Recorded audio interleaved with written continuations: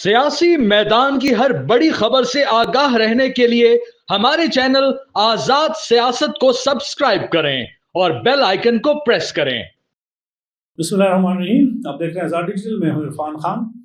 खैबर पख्तूनख्वा और बिलखसूस के साथ बलूचिस्तान में सिक्योरिटी की बदलती सूरत हाल को हम देख रहे हैं और यहाँ पर हिंदुस्तान की एक प्रॉक्सीज चल रही हैं। यहाँ पर जो दहशतगर्द तंजीमें हैं उनको फंडिंग हो रही है, कहाँ से हो रही है, और पाकिस्तान और इस खित्ते में जो इस वक्त दहशतगर्दी की एक लहर है, तो वो ये बताया जा रहा है कि क्रॉस बॉर्डर से वहाँ पर जो मुसल्लह तंजीमें हैं वो बहुत ज़्यादा एक्टिव हैं और हिंदुस्तान या रा उनको फंडिंग कर रही हैं और वो पाकिस्तान में दहशतगर्दी करा रही हैं।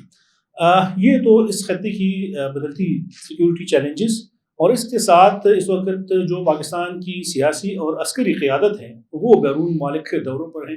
एक सफारती तौर पर उन्होंने बहुत बड़ी कामयाबी हासिल की है और इस वक्त तुर्की ईरान के दौरे पर जो पाकिस्तान के प्राइम मिनिस्टर शहबाज शरीफ और फील्ड मार्शल आसिम मुनीर साहब गए हुए हैं, तो उसके क्या असरात आएंगे, आइंदा दिन कितने अहम हैं इस रीजन के लिए, इस मौजू पर बात करेंगे। हमारे साथ स्टूडियो में मौजूद हैं सीनियर सहाफ़ी हैं, तज्ज़िया निगार हैं, अफ़गान उमूर पर गहरी नज़र रखते हैं मुश्ताक यूसुफ़ज़ई साहब। बहुत शुक्रिया सर वक्त देने का। सर, पहले तो इस प्रॉक्सीज़ के बारे में बात करेंगे। ये जो प्रॉक्सीज़ वार हैं चल रहे हैं कि इंडियन जो हैं वो काफ़ी अरसे से टेररिस्ट ऑर्गेनाइजेशंस को अफ़गानिस्तान में और सपोर्ट कर रहे हैं। क्या देखते हैं कि क्या इसमें कितनी हकीकत है कि वाकई हिंदुस्तान उसकी राह इन दहशतगर्द तंजीमों को फंडिंग कर रही है जो अफगानिस्तान में हैं, और फिर वो आके खैबर पख्तूनख्वा में बिलखुसूस और बलूचिस्तान में कार्रवाइयाँ करते हैं। बहुत शुक्रिया इरफान साहब। मेरे ख्याल में ये एक संगीन मसला है, लेकिन पाकिस्तान में इसकी तरफ कभी भी किसी ने तवज्जो नहीं दी। और मुझे याद है 2001-2 में मैं गया था जनूबी वज़ीरिस्तान, जब तालिबान की हुकूमत ख़त्म हो गई थी अफ़गानिस्तान में, तो मैं अंगूराडा गया था। फिर मैंने वो लोगों से बात की, तो उस वक़्त जो वहाँ पे मुकामी लोग थे, मज़े वज़ीर कबाइल, हम गए थे बॉर्डर पे, तो उन्होंने मुझे बताया था कि चूँकि बॉर्डर तो इतना सिक्योर नहीं था और लोग इजीली क्रॉस कर सकते थे अफ़गानिस्तान और पाकिस्तान, तो उस वक़्त हिंदुस्तान इतना एक्टिव था कि वो जो खुराक की अशिया हैं लोगों में तकसीम करते थे, ये घी, चीनी, चावल, जितनी भी दालें सब ना। तो जब मैं पेशावर आया तो मैंने न्यूज़ में एक आर्टिकल लिखा उस पर, और भी मैंने स्टोरीज़ की, लेकिन मुझे याद है कि असद मुनीर साहब जो हैं उस वक़्त एक सिक्योरिटी इदारे में वो तैनात थे, तो उसने मुझे फ़ोन किया। उस वक़्त चूँकि ये मोबाइल नहीं थे तो पिछले पर उन्हें फ़ोन किया, उन्हें तारुफ़ किया अपना। तो फिर उसने कहा कि आप कहाँ गए थे, आप गए भी थे कि नहीं गए थे, आप अंगूरा आपने देखा है कि नहीं देखा, आप पेशावर में बैठ के कैसे बात कर सकते हैं। तो फिर मैंने उनसे बात की और फिर उन्होंने मुझे कहा कि हाँ, ये हमें पता है, लेकिन हम नहीं चाहते कि चीज़ें मीडिया में आ जाए। तो मेरे ख्याल में हिंदुस्तान काफ़ी अरसे से एक्टिव है, ये जो हमारे बॉर्डर रीजन है और बलूचिस्तान। आपने प्रैक्टिस की बात की, तो बलूचिस्तान में मेरे ख्याल में काफ़ी मसला है। और अब आपको याद होगा कि शर्म शेख में मिस्र में जब दो तरफ पर बातचीत हो रही थी पाकिस्तान और हिंदुस्तान की, तो उस वक़्त पाकिस्तान ने इशू उठाया था पब्लिकली फर्स्ट टाइम 2008 में, 2009 में सारी, और मेरे ख्याल में 2010 में फिर विकीलीक्स आई, तो उसमें इस बात को इसकी तस्दीक हुई थी कि हाँ, हिंदुस्तान जो है वो पाकिस्तान के अंदर कार्रवाइयों में मुलविस है। फिर अगर आपको याद हो तो ग़ालिबन 2015 में पाकिस्तान ने यूएन में बाज़ाब्ता तौर पर फर्स्ट टाइम बहुत तफसील से इसके ऊपर दस्तावेज़ात पेश की और बहुत लंबी उन्होंने बातचीत की, और जहाँ जहाँ पे हिंदुस्तान की इन्वॉल्वमेंट थी, तो यूएन में फर्स्ट टाइम पाकिस्तान ने पब्लिकली इसको रेस किया कि पाकिस्तान के अंदर हिंदुस्तान जो है वो इन्वॉल्व है और दहशतगर्दी के जितने भी वाक़यात हो रहे हैं तो उसके पीछे हिंदुस्तान है। फिर उसके बाद अगर आपको याद हो तो 2016 ही में, यानी 2015 में पाकिस्तान ने एक दस्तावेज़ पेश की थी यूएन में जी, और काफ़ी तफसील से बात हुई थी उस पर और बहुत सारे सबूत पेश किए थे। फिर 2016 में हिंदुस्तान के सर्विंग ऑफिसर्स जो थे उनको पाकिस्तान ने गिरफ्तार किया था बलूचिस्तान में। और उसके आपको पता है काफ़ी बड़ी स्टोरी थी, वो सर्विंग आर्मी के ऑफिसर थे, कुलभूषण यादव, सारी मैं नाम भूल गया था। तो उससे काफ़ी हजीमत का सामना होता है हिंदुस्तान को, क्योंकि उन्होंने कुडंट डिनाई, क्योंकि वो सर्विंग ऑफिसर है, अपने आप को इंट्रोड्यूस कर रहे हैं कि मैं ये میرا رینک ہے، میرا یہ نا میں وہاں پہ تھا، یہ میں نے کام کیا ہے، تو سب کچھ انہوں نے مانا. لیکن میرا خیال پاکستان نے اتنا افیکٹولی اس کو ریز نہیں کیا انٹرنیشنل کمیونٹی کے ساتھ. پاکستان میں بہت سارے ان کے پاس ثبوت بھی تھی، پروف بھی تھی، لیکن ہماری جو سفارتکاری اس طرح افیکٹو نہیں تھی.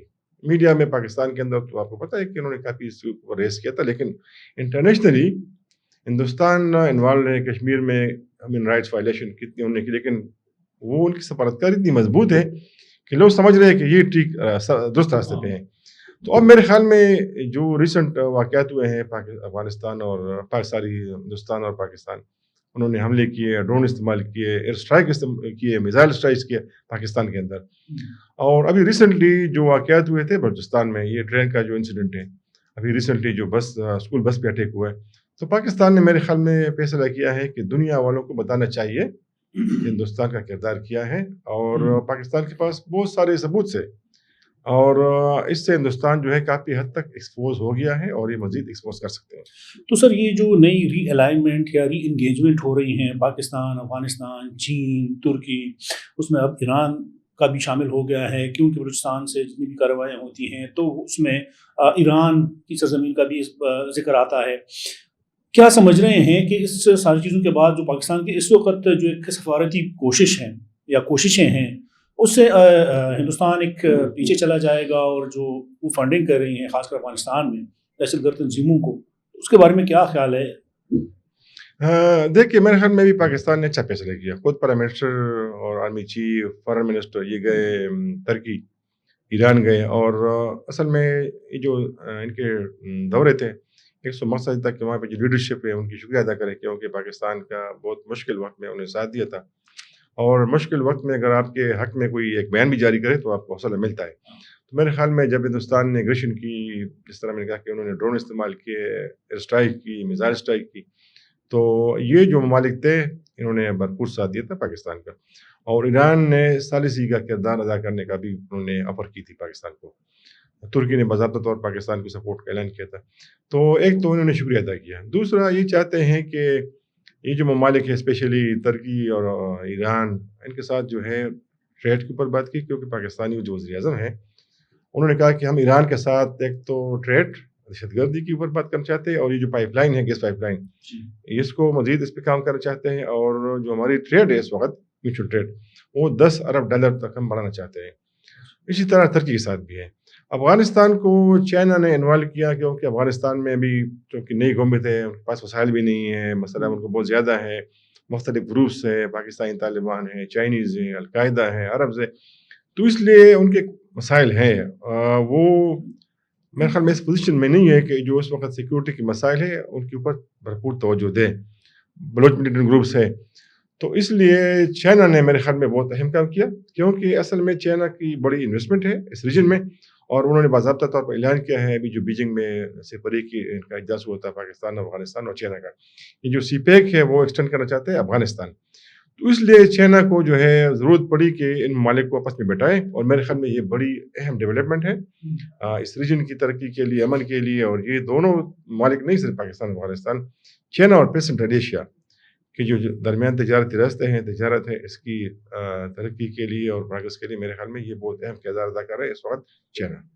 تو سر جو اس وقت امارت اسلامی ہے، جس طرح آپ نے ذکر کیا کہ وہاں پر ریسورسز کی کمی ہے، تجربہ کار ٹیم نہیں ہے، جو پاکستان کے ساتھ ان کے تعلقات بنتے جا رہے ہیں، یا ابھی سے جو ایک نئی ڈیولپمنٹ ہوئی ہے، کیا سمجھتے ہیں کہ اس میں ان کا جھکاؤ پاکستان کی طرف زیادہ ہوگا، یا پھر یہ واپس ہندوستان کی طرف بھی جائیں گے، یا وہاں پر بھی ان کی نظریں ہوں گی؟ بڑی بدقسمتی کی بات ہے کہ افغانستان میں پاکستان کے خلاف بہت ہی پروپیگنڈا ہو رہا ہے، من پروپیگنڈا. حالانکہ خود افغان مانتے ہیں، خود افغان طالبان کے منسٹر مانتے ہیں، افغان عوام مانتے ہیں کہ پاکستان ہمارا دوسرا گھر ہے، اور اب بھی جب بھی ہمیں ضرورت پڑتی ہے تو ہم پاکستان کی طرف دیکھتے ہیں. لیکن کچھ ایلیمنٹس وہاں پہ ہیں، یہاں پر بھی ہیں کہ وہ نہیں چاہتے کہ دونوں ممالک اور عوام جو ہے ایک قریب آ جائے. تو کوشش تو انہوں نے بہت کی، لیکن جس طرح میں نے کہا کہ ریسنٹلی جو میٹنگز ہوئی ہیں سفری کی، چائنا، پاکستان، افغانستان، تو کافی اس میں ڈیولپمنٹ ہوئی. اور فالو اپ میٹنگز کے طور پر پاکستان نے پھر بارڈر کھولا خرلاچی جو ہمارا کورم ڈسٹرکٹ میں ہے نا، کورم ٹرائبل ڈسٹرکٹ میں. اس کے بعد یہ بھی اطلاعات ہے کہ جو افغان انٹیلیجنس ادارے ہیں انہوں نے کافی تعاون کیا تھا پاکستانی اداروں کے، اور جو ملیٹنٹس افغانستان سے پاکستان آئے تھے تو پاکستانی سیکیورٹی فورسز نے کافی افیکٹولی ان کو انگیج کیا، کافی نقصان اٹھانا پڑا. تو اس لیے اب آپ نے دیکھا ہوگا کہ حملوں میں کافی کمی آئی ہے. اور جب یہ ہمارا وفد گیا تھا جس کی سربراہی فارن منسٹر کر رہے تھے سردار صاحب، کچھ انٹیلیجنس کے لوگ بھی تھے، تو انہوں نے افغان طالبان سے ایک ریکویسٹ کی تھی کہ اب چھوڑیں، ابھی ہمارا اندر کا جو مسئلہ ہے ہم اس کو سنبھالیں گے. ایک آپ کام کریں کہ جو یہاں پہ دہشت گرد ٹرین ہو رہے ہیں ان کو تربیت مل رہی، آپ ان کو روکیں، باقی پاکستان کے اندر آپ ہمیں چھوڑیں، ہم کام کر سکتے. تو افغان حکومت نے بالکل ان کو ایشورنس دیے، وعدہ کیا ہے کہ کم از کم افغان سرزمین پاکستان کے خلاف استعمال نہیں ہوگی. دوسری بات یہ ہے کہ یہاں پہ کم از کم ایک بھی خود کش حملہ اور ٹرین نہیں ہوگا کہ وہ پاکستان جا کے حملہ کرے. تو میرے خیال میں یہ بڑی ڈیولپمنٹ ہے، اور چونکہ چائنا سب کچھ جو ہے وہ خود مانیٹر کر رہے ہیں پاکستان کے اندر بھی اور افغانستان کے اندر بھی، تاکہ ایک دوسرے کے جو انٹرسٹ ہے ان کو نقصان نہ پہنچے.